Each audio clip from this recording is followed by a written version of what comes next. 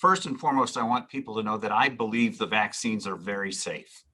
And I think there's been a lot in the news about how fast they were able to be developed.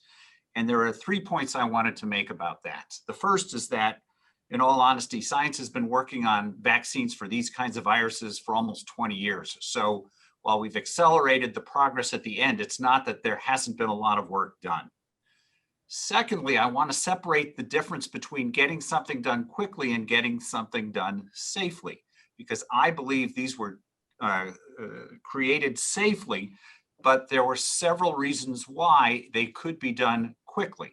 So 2 main reasons. The first is funding. So this is an example I wanted to use. When you buy a house, you could save up enough money to pay in cash, or you could get money from, say, an outside source like a bank, have a mortgage, and be able to move into the house right away and live in the house. That's essentially how the funding for these vaccines occurred. Nations from all over the world knew the importance of this. So rather than the vaccine companies having to use their own money and wait until they had enough money to do all the steps they needed to, they got money up front from all these countries, which allowed them to proceed at a much more rapid pace. Secondly, when you develop a vaccine, you need a lot of people. And in each case for the vaccines, it's about 30,000 people to test it on. So that means you have to have 30,000 people who might develop the specific illness you're getting a vaccine for. And because this is a worldwide pandemic, essentially every person in the world is at risk for this infection. It made it much easier to get enough people to volunteer to get vaccinated to discover the scientific value of this at a rapid pace.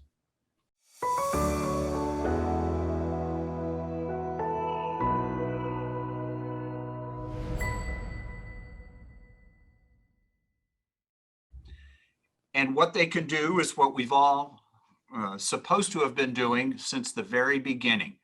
And the fact of the matter is, those public health measures that we have heard time and again, all of us wearing masks, trying to keep our distance whenever possible, washing our hands regularly, washing surfaces, the standard public health measures that we can take are the best ways, and even after the vaccine, will continue to be the best ways to ensure that we remain safe.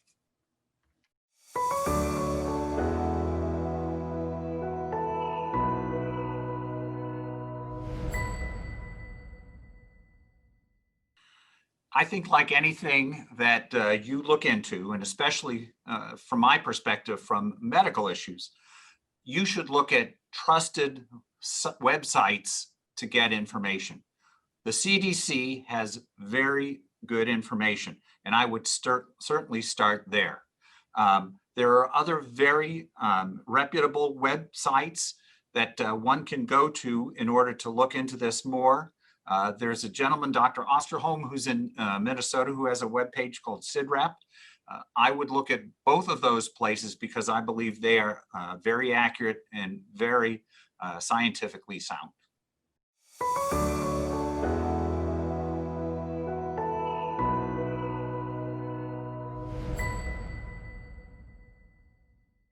It remains very important that we continue to wear a mask, wash our hands, and keep our distance.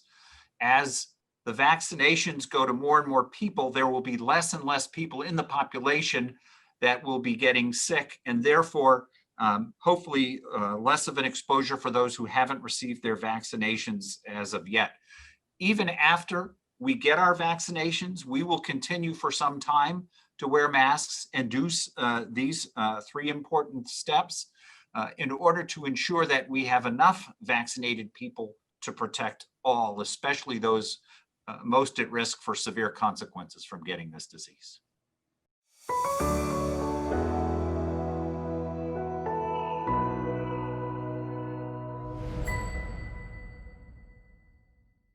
Many parents are out there wondering when they should consider getting their children vaccinated. What I can tell you is the 2 major vaccines currently approved, which are from Pfizer and from Moderna, are going to be starting very soon their trials in children.